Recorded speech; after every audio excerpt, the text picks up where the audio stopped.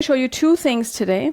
I'm going to show you how to make it's really a chicken kale soup, but I figured everybody had turkey lying around, so we were going to go do that. And then I'm going to show you how to make a ground beef shawarma with rice. And so those are the two things I'm going to do. But the main thing is there's so many people right now who have just gotten an Instant Pot who probably don't really know how all of it works. And what I was going to do was talk a little bit about what's different in a pressure cooker and how that works, etc. So I'm going to show you, this is a mini for those of you who've just bought a mini for $49 if you followed the link I posted. And this is actually an ultra.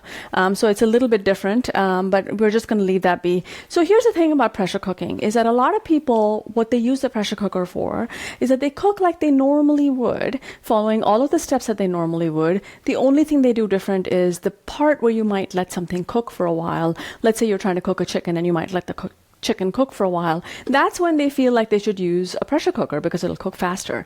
But the reality is when you learn how to pressure cook, you really need to learn how to cook a little bit differently. And understanding how a pressure cooker works is going to help you with that.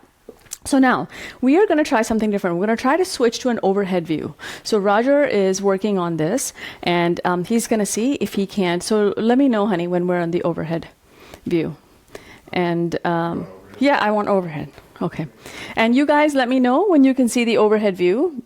We'll see if that works for you guys to be able to see what I'm going to be putting in onto this pot. So let me know when we're there, Roger, and I will. Okay. So here's the thing. So here's what I have. I have a camera up above my head, which I'm not used to. I have a couple of cups of chopped up turkey. So the original recipe called for chicken, but I figured we'd all have leftovers. Now notice this thing is not on. I'm not doing anything to it. I'm going to throw in some onion.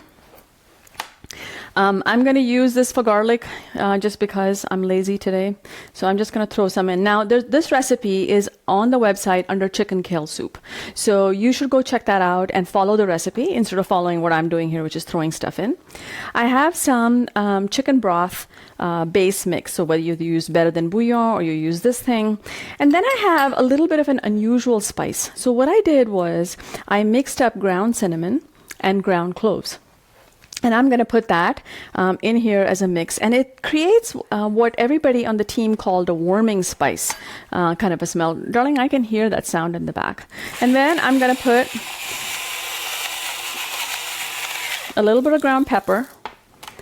And then, I mean, I know this is really ghetto to do this in a bag. But as I've said to you guys before, this isn't Food Network. There's nobody cleaning up after me. So I have some frozen kale that I'm going to throw in here. And like I said, the recipe has really good directions for what you should be doing.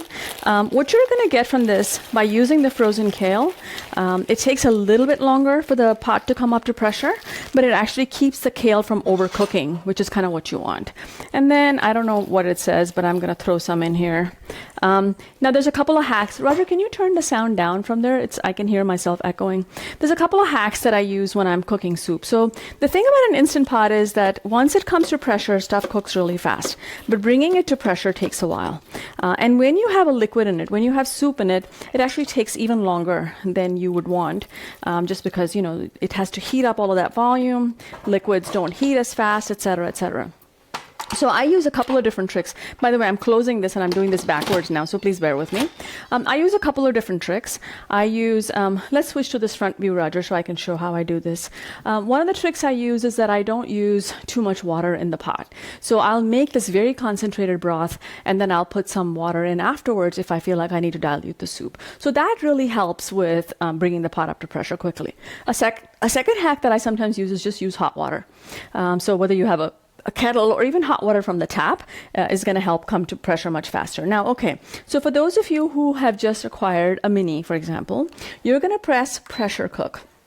And then you're going to move the minutes until you have what you want. Now, because This is kale. It's a soft, delicate vegetable that's going to cook really fast.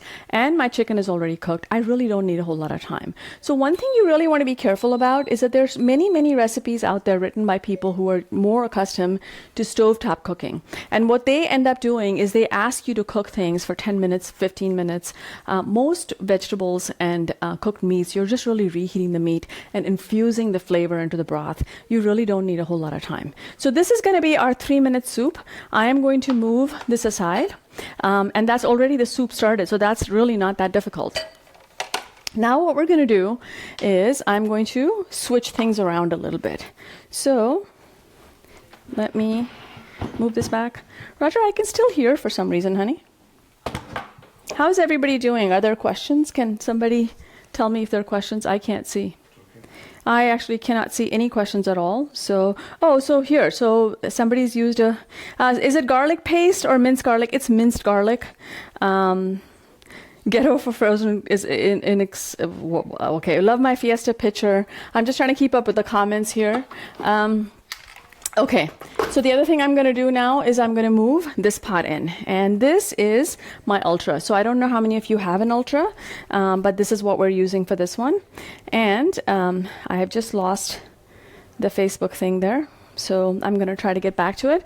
Okay, now in this one, I'm going to make a ground beef shawarma. So we're going to do a couple of things. The first thing to notice is that I am not going to brown the onions and the meat for very long. And I'll explain why not. But let me start this with, I'm going to start saute. So I know you can probably see the top of my head here, but it's a little difficult to do backwards, so please bear with me. I'm going to press saute. It's going to work for 20 minutes, high pressure. It's already set. One of the things that's different about the Ultra is that for the Mini and for the Duos and for the Luxe, you don't have to press start. For the Ultra, you do have to press start. If you don't press start, it doesn't start, which can be a little disconcerting. Now, I'm going to show you how to do multiple things at the same time as we're doing this one, okay? So, in this case, what I'm going to do is I'm going to show you, sorry guys, I'm trying to manage the questions at the same time. See, my son usually helps, and he's not here, so like that's been a little bit, here, let me turn the sound down. Okay, the time would be the same with a 6-quart. So here's the thing about time. Okay, let's just talk about time. The interesting thing about time is that people always ask what happens if you double the recipe or if you half the recipe, etc. And it really doesn't matter how long, how much you put in there. Where it's going to matter is that the more you fill the pot, the longer it's going to take to come to pressure, okay? So if you have 4 cups of water versus 10 cups of water, the 10 cups of water are going to take longer. The thing to note, though, is that once it comes to pressure, it's going to cook in the same amount of time. Pressure means a certain temperature has been achieved, okay? And at that point, it really doesn't matter. Things like if something is to be cooked for 4 minutes, it needs to be cooked for 4 minutes, whether it's 1 pound of chicken or 2 pounds of chicken.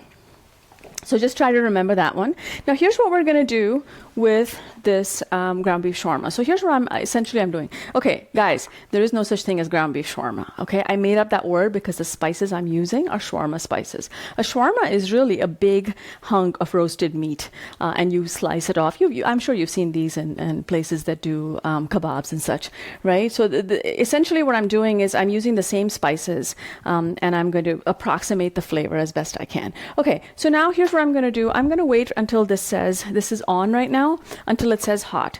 Now I'm going to put in a bunch of things. Let me do this. Let me move this tray so that you can actually see what's up. And then once I move the tray, we will ask Roger to show us the overhead view. And that'll help us out a little bit.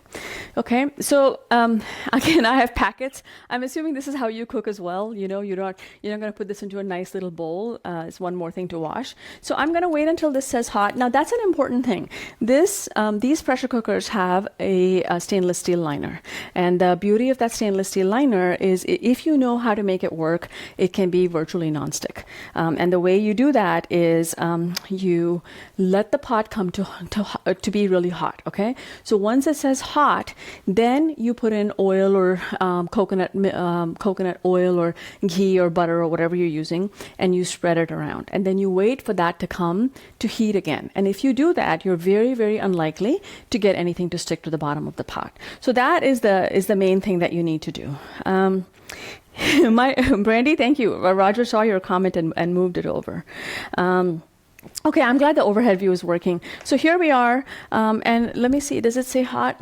It still says on, so I'm going to get everything else ready and I explain to you what else we've got going on. So here are all of the shawarma spices that I have ready. And what I'm going to do is I'm going to dump in here the oil, the onions, and the ground beef. And while they're kind of being broken up, I'm going to show you how to make a spice mix. The beauty of this is how quickly you can put something together. So in here I have cumin seeds, I have coriander, I have, cinnamon. This is dried oregano that I have in here. This is whole allspice. So sometimes people are confused and they think that allspice is kind of, a mixture of allspices. It's actually a berry that tastes like allspices. This is kind of how.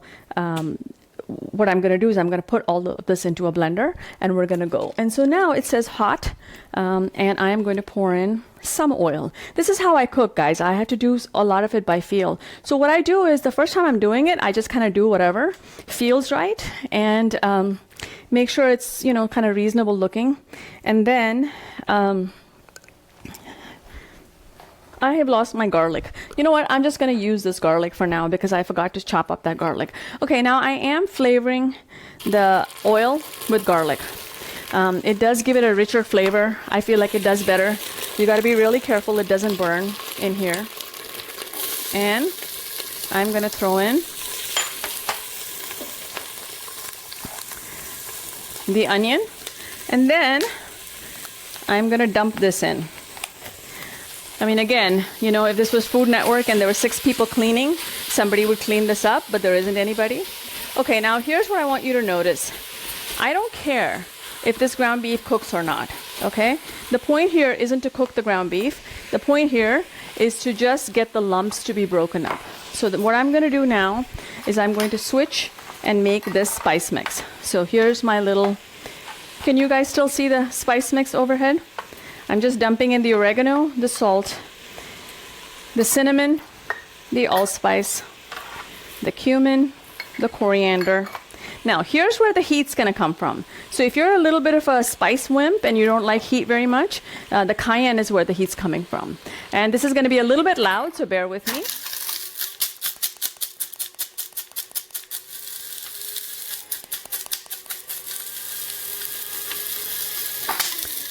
Okay, now I shake that around because you don't want the spice to get caught under the blades, okay? And in the meantime, I'm just breaking this up. I don't really care if it gets browned or not. I'm just gonna mix this around. And I'm going to flip this spice. Now, I actually have an entire video on how to cook with spices. And you are gonna wanna see that one because it's really gonna help you figure out why you need fresh spices. So you see this mix that I have here? Oh, that is amazing. All right, I'm dumping this in here. Okay, and I'm gonna stir this around. And then, see how the beef is still raw? Don't care. I'm dumping in my rice. Now this must be long grain basmati to get the same results. If it's not, then you're gonna need to adjust the water, you're gonna need to adjust the time, etc., etc. And once again, I'm using my hands. For those of you who watched me cook before, you know I do this a lot. I'm going to mix all this in. I'm going to dump in a little bit of salt for the rice. Okay? And then what I'm going to do is I'm going to dump in the water.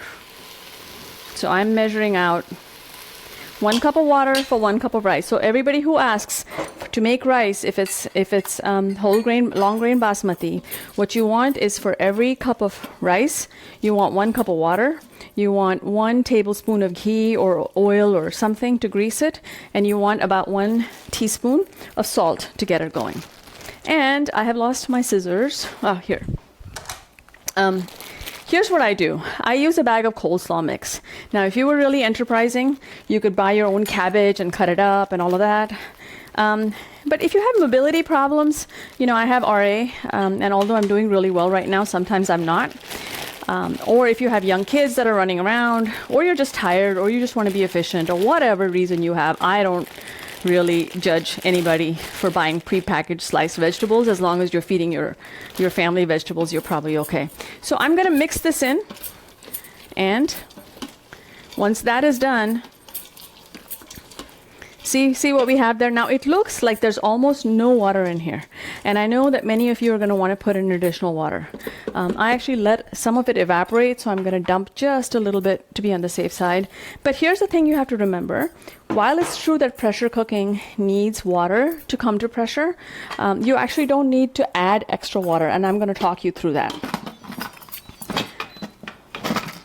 I'm doing this backwards and it's not going really well right now. Hang on, I've got to turn it around. I can't do it backwards. Uh-oh. There we go. Okay, now the other thing to notice, and we're going to stay in this view, is that the Ultra has what's called a self-sealing knob. So with the other ones, you've got to turn the knob so that it's sealing versus venting. The way an Ultra works is as soon as you shut it, it actually sets itself to sealing. And so for people who are absent-minded like I can be, it's actually a super helpful thing. So I'm going to, Roger, let's switch to the front view if we can, and I'm going to show you how to do this. So you go into pressure cook, and then, again, forgive me, I'm doing this a little bit backwards. So you don't want 6 hours for sure. For rice, you typically want about 4 minutes, and we're going to let it start. Okay, and now what's going to happen is it's going to kind of cook on its own, and we are going to let it do that, and I'm going to talk to you about the browning and how that works. Okay, so it has been 20 minutes. In 20 minutes, I have a soup going, which is chicken and kale, or turkey and kale soup, and I have this ground beef shawarma thing going. Let me see if I can respond to your comments. Yeah, add a lot of garlic. I really should have. If there are somebody's son hit the angry face. You rinse the rice. So I do rinse the rice, actually. What buttons did I push? I pushed pressure cook, and I set the time for 4 minutes with this dial, and I hit start. So I rinse the rice just because it takes off not only the debris, but it takes off a little bit of excess starch, and that really helps it not stick together. So I actually do that. Let me move this out of the way. This is going to be in my way. Any other questions, Roger? Okay. You know, I had my iPad set to broadcast on that thing, and then of course it stopped working, as is typical, but at least the video is working, so I'm just not going to worry about it too much. Okay, so now I'm going to talk to you about something that's important to understand from pressure cooking. So I mentioned to you earlier that I actually don't brown things, before I actually cook them, and I'll explain why. So the reason that we brown things, there are two reasons why we brown things. We want them to caramelize, and we want them to create this brown web of flavor. That web of flavor is called a Maillard reaction. And typically, if you're not using a pressure cooker, the way in which you would get that reaction is that you would have 3 conditions. You would have extremely high heat, you would have a very dry environment, and you would have an alkaline environment. So think about using like a dry aged steak that you sear on high heat. You see how it gets that beautiful flavor, it gets that browning and the caramelization that's happening around it. So what is happening in that case is that as the heat is applied to those molecules start to spin off a web of flavor. And each of the webs then generates and propagates and generates more and more and more webs. And each of those webs brings with it flavor and brings the flavor in layers. Okay? This, in a nutshell, is the Maillard reaction. So just think about it as creating a web of flavors by applying heat. Now, depending on the type of food it is, so browned bread obviously tastes very different from browned steak, right? So the type of food it is lends itself to a particular flavor. So in order for us to have this browning occur, you need, for Maillard to occur, you need, typically you need high heat, a dry environment is preferred, alkaline environment is preferred, and you need 2 additional things. You need both sugar and you need protein, okay? If you're simply caramelizing something with sugar, then small ones off. Uh-oh. Not sure what happened there. Did it, do you think it shorted, honey? No. Okay. So this is welcome to real life cooking. This is going to happen to you. Okay. When it goes off, the first thing you're going to do is you're going to check to make sure it's still sealed. Then you're going to hit pressure and you're going to give it back. Come on, you. I'm going to give it 3 minutes because I know it didn't come to pressure. The reason I know it didn't come to pressure is I didn't hear it beep. Okay. And it's going to start itself. So I was explaining about the Maillard reaction. So you need sugar, you need protein, you need this dry environment. Now, when you're cooking in a pressure cooker, it's entirely different. What's going to happen in a pressure cooker is, think about Boyle's law. And for those of you who think I'm extremely nerdy right now, I am, but it's helpful. What's happening is there's pressure being applied from on top. When pressure is applied from on top, it prevents the water from boiling at the temperature that it normally would. So normally your water might boil at 200, 212, whatever. What's happening when there's pressure on top is that it prevents that water from being boiled. So what you have is your meat, your vegetables, your seafood is being superheated, but it's not boiling. So when somebody says, my spouse or significant other doesn't understand why I need this, how is this different from cooking on a stovetop? How is it different from cooking in a crock pot? That in a nutshell is the main difference, is that the food is heated, but it's not boiled. So everything doesn't taste bland and boiled and mushy coming out of a pressure cooker if you know how to cook it right. So in a pressure cooker, because that temperature is keeping the boiling point down, what happens is Maillard reactions occur inside that pressure cooker without you having to brown stuff. Okay, this is a very important thing to understand. Yes, it's true that normally you need a dry environment. Yes, it's true you need high heat. A pressure cooker can produce heat up to 250 degrees inside it. So Maillard is not an all or nothing thing. Okay, so if you can apply heat from the pressure cooker and not have to mess with it, not have to mess with browning, not have to do all of that, and still create the layer of flavors, why would you not do that? So you notice when I was doing the ground beef, I didn't brown it. When I'm doing roasts, when I'm doing stews, I don't brown it. There's another reason why I don't brown it. Let me take a pause here and make sure you guys are understanding sort of the pace that I'm going at. There's another reason I don't brown it. 2 reasons, actually. Especially if you're a newbie, you really want to pay attention to this. One of the beautiful safety features of these Instant Pots is that if there's anything at the bottom, if it's burned, the pot is not going to come to pressure. Okay, you will either get a sign that says burn, or it just won't come to pressure, or it'll start to count, your rice will be crunchy. Things will not work because they're trying to keep you from your own stupidity. Okay, they're trying to keep you from your own mistakes.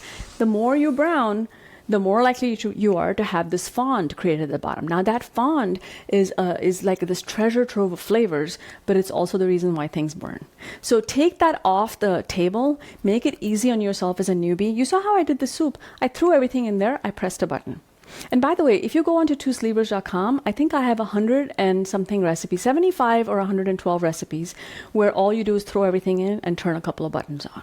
So if you're intimidated, that's the best place to start. Those pour and cook recipes are the best place to start.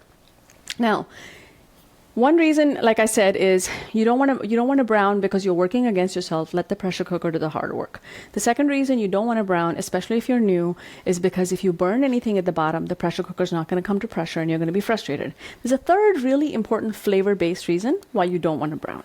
And the reason for that is that, remember we said earlier that a pressure cooker needs a certain amount of water before it'll come to pressure, and it does. The interesting thing about it, however, is that all that water does not need to come from your pitcher or the tap. Vegetables, meats have a lot of water inherently. Chicken, for example, if you've made my butter chicken recipe, I made that butter chicken over and over and over and over because it kept making so much sauce. And the reason it makes so much sauce is that the tomatoes release water, the chicken releases water. So if you look at the TwoSleevers.com recipes, there are many of them that don't call for adding water, because what I'm trying to do is use the beautifully flavored water from the vegetables and the meats to make the sauce. Now think about what happens when you brown. You're putting everything in and you're evaporating all of the water from the vegetables, okay? Or from the meats. And then what are you doing? You're adding in plain tap water. So you just got rid of a bunch of flavor and you're adding in now plain tap water to accommodate it. So you've just worked very hard and you worked against yourself. So I know that there are many, many recipes out there that call for browning. What I would like for you to do is to ask yourself why you're being asked to brown it. If the reason for that is a Maillard reaction, think hard and don't do it. Now, for those of you who are new, you will notice that this thing just stopped making a sound. One of the things that freaks people out is they feel like this should be entirely silent. It should come to pressure quietly. It's leaking steam. What's going on? Don't worry about it. See how this pin, you may not be able to see, the pin has come up. Okay, Roger, it won't work because it's sitting off to one side and I don't want to move it when it's hot. When the pin comes up is when the steam should stop. When the pin comes up and if the steam is still coming out of there, there's something going on that's not quite right. So I know I'm skipping back and forth, but I'm trying to keep things relevant as they go here. So let me, how do you make a dark gravy if you don't brown? Okay, so here's what you should do, okay? What I do is I allow the pressure cooker to do all of the hard work. And a gravy is a different question. So let me come back to the gravy because there are some issues with gravy. However, let's just talk about browning. So I have a daiji bulgogi recipe. It's a Korean, spicy pork thing. And I do brown afterwards. So what I do typically is I let the pressure cooker do all of the hard work. Let it produce as much of the Maillard reaction as it needs to. And then afterwards brown, because what's happening is the meat is cooked. It's tender. It's got all of the water, etc. in it. It's moist. And all you're doing at this point is creating caramelization. Okay, so I have a carnitas recipe that I actually finish in a cast iron pan just because you need the carnitas, the pork carnitas, you need them to be a little bit crispy. And what you really, really need is high heat. So a lot of times, if you feel like that recipe needs a thickening of the sauce or a caramelization afterwards, the best thing to do is let the pressure cooker do its job, and then you come back in and heat it either on saute or in a pan. The one thing I will tell you is if you come up with recipes that say, boil to get rid of excess water at the end, be really, really careful. Somebody has not done their homework in terms of judging exactly how much water you need. So, the complaint that we hear about pressure cooker recipes being insipid and bland, etc., a lot of that is because they asked you to put in too much water ahead of time. And again, make a distinction in your head between browning and sugaring. That caramelizing process is very, very different. So let's say you're trying to make a French onion soup. I need to write the recipe up. There's a really interesting recipe where what you do is you cook the onions under pressure and they come out fairly brown, but they come out moist. And what you do then is you turn the pot on and then you cook it until they dry. So all that's happening, so think about sous vide. If you've ever sous vide, you're reversing. A reverse sear is when you cook a piece of meat and then you sear it. A lot of pressure cooking needs to be done in that fashion. So don't just think about this as, all that's going to happen is my chicken is going to cook faster. The way the recipes in the Indian cookbook are written are very non-traditional. We are used to browning and sauteing and, your pores smell of onions by the time you're done sauteing it. And what I have done in my recipes is reverse that process and said, maybe you don't need to brown these things. Maybe the pressure cooker can just do its job and brown things quite effectively. So Hita's provided a nice recipe. Okay, so so let's talk about chili. Will it overcook the meat if you brown afterwards? So the way to prevent meat from overcooking is a couple of different ways. One is if you know you're going to brown afterwards, reduce the cooking time and reduce the NPR time. So the natural pressure release. There is this misconception that you should always do natural pressure release for meats, otherwise they get tough. That's actually not true. Think of NPR as doing two things. One is it's preventing the water from, QPR. When you quick pressure release, pressures release, boiling point of water comes up, and the contents of your Instant Pot are going to start to boil. And if you've got meat or something in there, it's going to get it's going to get boiled. The whole process you were trying to avoid has just happened, okay?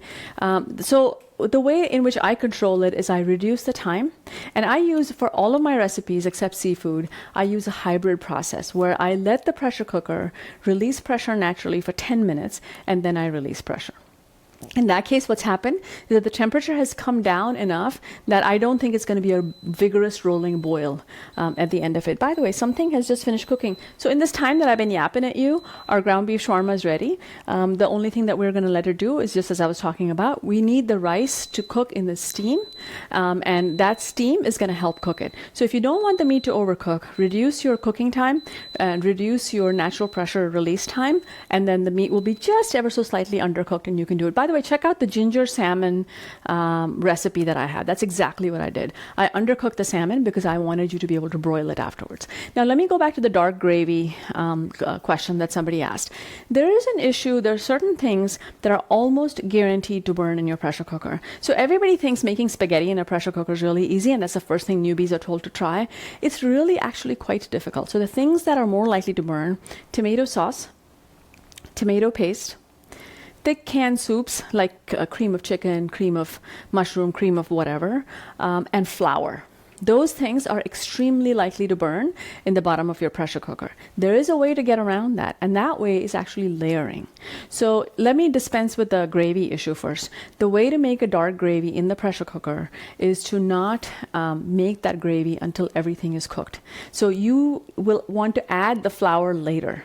You don't want to add the flour first and cook it. There are recipes that call for it. I have found that people are more likely to fail doing those recipes than not. It's a lot easier to add flour afterwards. You may need to make a roux separately and add it in, etc.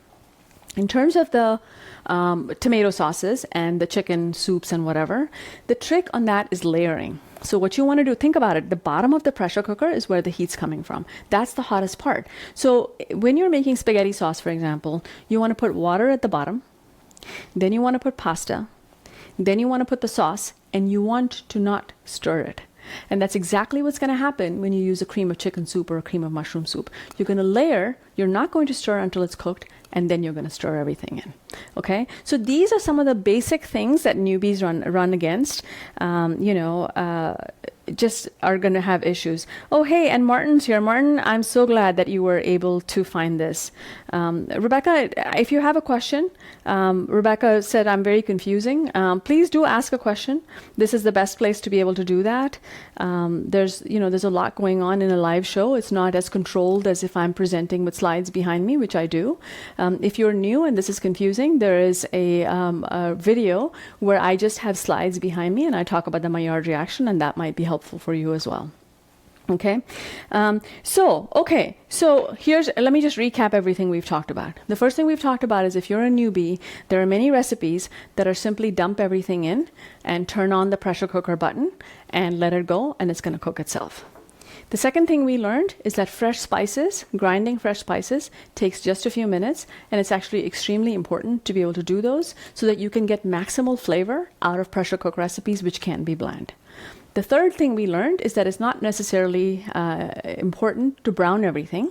In fact, browning can have some adverse effects. It can burn at the bottom. You can have issues with taking the water out of a dish and then adding plain water in, so you've just subtracted flavor. And that if you really want to brown or caramelize, you might want to do that after the fact. Okay, and then the third thing, or fourth or fifth or whatever thing we learned was that certain things are more likely to burn, and those are usually tomato paste, tomato sauces, anything with flour in it, and anything with cream of chicken, cream of mushroom type of thick soups. And the way to get around that is to layer so that you can have the thinnest liquid at the bottom and the thickest liquid on the top, and that you're less likely to have things burn. So here's what I'm going to do. I'm going to give you guys a minute to ask questions. There's a little bit of a delay. There's like a 5 or 6 second delay. So if you ask a question, I don't see it right away, but I will in a minute. And in the meantime, I am going to quick pressure release on this soup. Okay, and it's going to be noisy.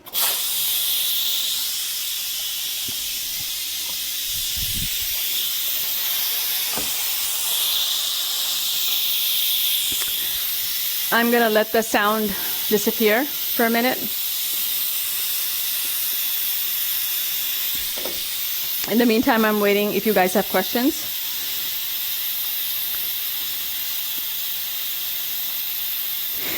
Yes, Brandy, getting it dark, you would need to saute afterwards in order to get at the thing. I actually find it's really hard to get a proper deep roux in the pressure cooker without doing it separately, without taking a chance on burning it. So I would really be careful with making that. So The meatballs would be added. Somebody's asking, Brittany wants to know, for spaghetti with meatballs, would you add water, then meatballs and pasta, or would you do the pasta before the meatballs? That is not going to make as much of a difference. The meatballs honestly will release water, especially if it's fresh ground meat. They're going to release water in any case, so it's really not going to matter. The most important thing is you want water at the bottom and tomato sauce at the top. The pasta meat can go kind of in whatever order they want. I do like my Mangalsutra. I just got it in India, actually. I have a lot of new things going on. So this is the Mangalsutra I got in India.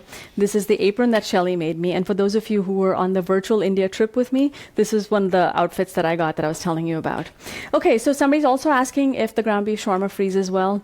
It freezes extremely well. So this thing that I made, another thing I would like to point out, this is, I would say, I think a 2.5 quart container. This whole thing, so let's switch to the top, Roger, if we could. This whole dish was made in the mini. So let me just dig in here a little bit to show you. There's a lot of rice in here. And one of the things that's been really helpful about this recipe is that you see the cabbage tends to disintegrate a little bit. So now what I did in this case, just to show you guys the difference, was I put the cabbage on top so that it didn't disintegrate that much. If you mix it in like I did for this recipe, that you won't even see the cabbage in here, which if you're a parent trying to sneak some cabbage into your kids, it's actually a really, really good way to do it. So this whole dish was made in the mini. Now the mini was quite full. It's not going to accommodate any more in here. Let me very carefully move the soup over. And now I haven't seen the soup, as you might imagine. We're going to look at it together. By the way, for those of you who don't know, this little guy holds your lid right in there. Okay, so if you're wondering what those things are for, this lid will be held right here. So we made this soup really quick. You see in here, I didn't brown anything. The onions and the kale have lent a really good flavor. Now you see what I mentioned earlier. This is a rather thick soup. So what I'm going to do is, I wanted it to cook fast, but there's enough concentrated flavor in there that I can thin it afterwards. Now you can put hot water, you can turn your pot on to saute, you can do whatever you like. But this is one of the hacks that I use in order to get my soup to cook real quick. And let me just see if I dish it out. You will see it's a rich, hearty, thick soup, and it's got a bunch of cinnamon flavor in it. Now, one thing I want to point out is it's been 40 minutes, and if you can switch back to me, Roger. I spent a long time talking about this and that and everything else, and yet we were able to get 2 dishes together. Now, typically when I do these shows, I show you 4 things. A couple of them were like, I would show you a salad, for example, right now that you could put together. So it's a very, very fast way in order to be able to get a meal together. If you just have smart things about don't spend your time browning, don't fill the whole thing with water, plan on adding water later, use hot water. You'll learn these hacks over time, and I try to do these shows once or twice a month anyway, if not every Friday. This time I switched because it was Thanksgiving. And I try to answer questions. Now, we've had a little bit of confusion with posting here, posting there. So I may have missed some of the questions on the Instant Pot community. I got them from my page. I may have missed them from the community. I assure you I will go back and answer all the questions. So as soon as we're done with this, I'm going to answer. So I'm almost done. Oh, so the Lux doesn't hold the lid. That's actually pretty good to know. So Heather's asking, if I don't use a saute feature, will it soften up? So let me show you an onion. Roger, can you switch back to the top view again? I'm fishing out onions over here. Are you there? On the top view? Okay, so see this? This onion is not at all crunchy. It is not at all crunchy. It's been softened. It's been cooked. Now think about it. This was cooked under extremely high temperatures. Initially, in the time that it took to come to pressure, and then 3 minutes under pressure. So nothing in here is left crunchy by the time you've cooked through all of this. All right, so if you'll switch back to me, Roger, I think this is essentially the 2 things that I had to show you. And I hope that it was enjoyable for you. I hope it wasn't too confusing. On TwoSleevers, there's 3 resources you should check out. One is, of course, the recipe index. You can go in there, you can choose just pressure cooker, and under ease of cooking, you can choose pour and cook recipes, and it'll show you how to, for a newbie, there's, like I said, 70 plus recipes that are just dump and cook. And then the other things, the other two resources you want to look at is I have a section for how-to videos where there's a Maillard reaction video that goes into it in a lot more detail. And the third thing is I have free slides available for download. Learn how to make rice. It'll show you the charts for it. Learn about a bunch of different lentils. Learn how to make garam masala. So all of these resources are free and they're available to you. So I hope you'll go check them out. And I realize now I didn't introduce myself. I'm Urvashi Patre. My blog is TwoSleevers.com.